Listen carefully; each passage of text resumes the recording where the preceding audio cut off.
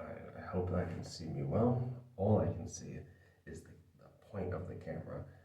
I've covered up everything else, so I can't look at myself.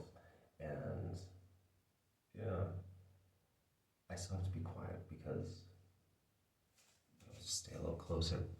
I have to focus on my enunciation because there's people upstairs and they might be able to hear me. There's a tiny little, like this big, and even that, I mean, it's only like a little bit of a hole in the wall, and there's people right above me. So I have to focus on enunciating and not speaking loudly. However, I hope you can hear me. Um, yeah, so I wanted to speak about traveling because it's probably one of my favorite things to do. Got a cut yesterday. It's irritating. Um, yeah, I was talking to some people yesterday, and some people that are very small minded or narrow minded. People who are talking about philosophy and talking about politics. And it doesn't even make sense to me that somebody in this modern, interconnected, tiny world we live on, that somebody would even feel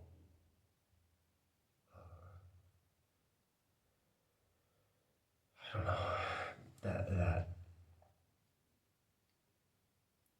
knowing you're in a state of ignorance of the rest of the world, of the cultures, of the values of other peoples, of other traditions, of other thoughts, and still be able to like speak to philosophy, to politics, to all these things with any kind of authority. It's just very it's surprising, like at this stage in our evolution, which is not to say our physical evolution, but our psychic, emotional evolution. We have a massive family around us. We're all the same species. We're all the same thing. There's just different shades and degrees of relation. We're all the same thing. And we all want basically the same things. Now, it's not a very functional family, or it's actually a very functional family, but it's not a completely functional family. We have, cousins that are murderous. We have brothers that are treacherous. We have sons that abandon useful ways of being. Um, but there's a perspective that's gained by traveling of like, wow, there's so many varieties of people out there. There's so much variety of culture out there. There's so much variety of geography out there. And we're all basically all the same. It's all basically the same. It's one planet. It's all very similar. And yeah, it brings so much humanity, so much peace and love and capability to an individual that I'm just so grateful. I spent years traveling and years living in foreign countries, mostly Mexico. I really do think that like every man would benefit from enlisting in the military. I don't even think you have to do much more than that. I think like going through boot camp, maybe a little bit of time in like the real army, the real whatever is important. Teach you some like hierarchy, navigating that. Um, Maybe travel, you know. But then everybody should travel at least a bit, at least outside of their culture. That's I think like for anybody who wants to be in charge, who wants any kind of power, they have to, they need to. It is a necessary step to being competent, to being confident in one's views, to test them, to test one's character against a world that is not predictable anymore, against a world that is uh, filled with people who act and think and behave slightly different or very different. Growing up in Minnesota, I think I probably wouldn't have gotten this experience unless I went to like LA or New York or Mexico. Like those would have been the closest spots for that. Um, and I did. I mean, I didn't go to, kind of went to LA. I mean, I went to San Diego. I went through LA a couple times, and it was always like, what is this? It's just, it freaked me out. Giant cities are like, it's so barren, you know? It freaks me out. I mean, it's rich in like humanity, rich in a form of humanity. Another thing about traveling is I don't think most people are the travelers they think they are because they're just going from like big cities to big cities, big cities. I know a lot of travelers who just go to big cities. Some of my favorite traveling moments by far are when I'm going to like a small little village. Like here, there's tiny little towns in a county, basically, municipio, called Villa Flores. And I land there at like 9 p.m. one night in this tiny little village. There's probably a couple hundred people there. And a man sees me, he's like, hey, we don't have electricity, we don't have cell service. Um, and unless I know your friends and I can walk you to them, it's probably a little dangerous for you to be here tonight. Not because of the people, but because if you're just walking on a trail and you slip and you hurt yourself, you're going to be there all night. And so why don't you come and rest at my house tonight? We'll talk for a bit. Not even like a weird amount. It's not even like come to my house so we can talk. It's like come to my house, we'll have a little chat, get to know each other a little bit. Nothing more than that. Go to sleep.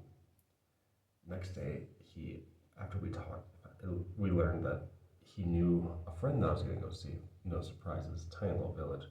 And he coordinated for us to meet up. He reached out to the friend through their network and stuff. It was amazing. Small towns have like humans, people who are loving, generous, cooperative, intelligent. And I use the word intelligent specifically because it's the synthesis between the intellectual and the generative. I think like cities create a lot of intellectual people. I think cities thrive on intellectuality. But like the intelligent are the people who have whatever they need or whatever they're curious about intellectually, but then also they're creating with it, they're doing with it. So you're out in the country and people are like,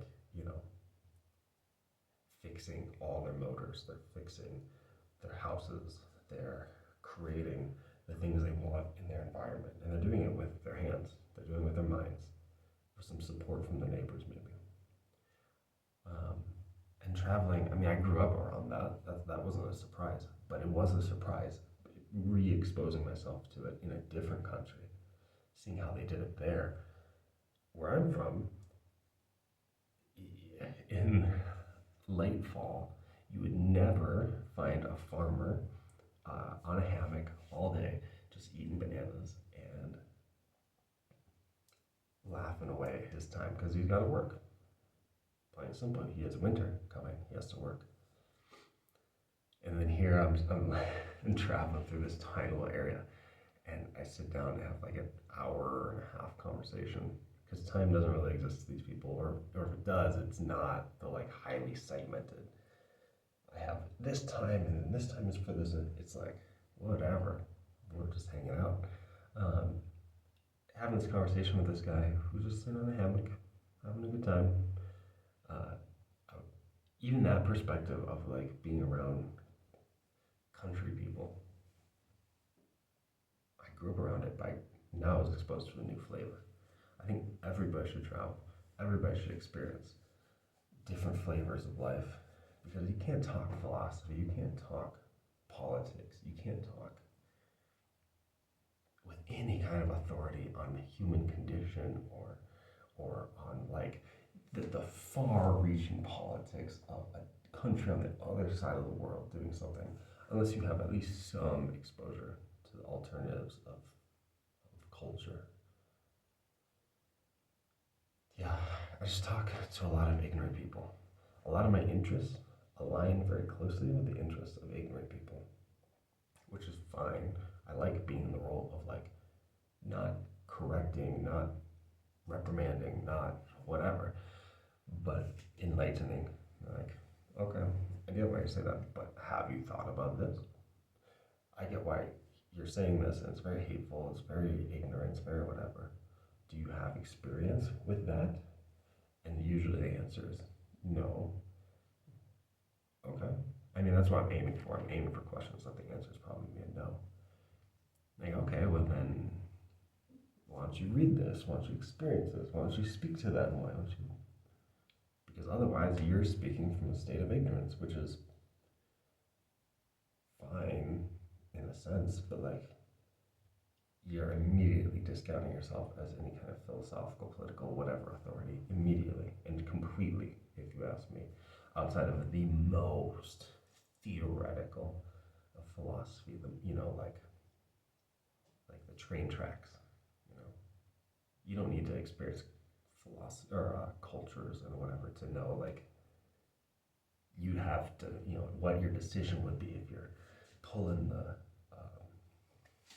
track changer, running over two people or running over one person or whatever, that kind of philosophy, sure, you don't need to go. But that's like so abstract and so whatever, like, and then even that is supplemented by traveling, because when you travel and you're like, oh shit, I can either choose this path where this shit sucks, or that path where that shit sucks. How do I make value-based decisions? That's something that traveling heightens and deepens. It just expands tremendously. Okay, well I can't see the time, so I'm just gonna end this here. Hope I did better. I know it's probably hard to hear me, but not much I can do during a silent retreat. All right, talk to you soon.